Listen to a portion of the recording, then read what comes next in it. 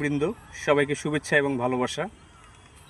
আমাদের অত্যন্ত পরিচিত ভাইরাল কন্টেন্ট ক্রিয়েটর সাইমন অসুস্থ। তার চোখ প্রায় 90% ড্যামেজ হয়ে গেছে। তার চিকিৎসার্থে 15 লক্ষ টাকার প্রয়োজন। তার এই অসুস্থতাকে কেন্দ্র করে উত্তরবঙ্গের সমস্ত ফেসবুক কন্টেন্ট ক্রিয়েটররা পাশে দাঁড়িয়েছে।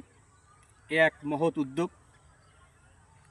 আমরা সবাই যার যা সামর্থ্য আছে আমরা এই সাইমনের পাশে দাঁড়ানোর চেষ্টা করব।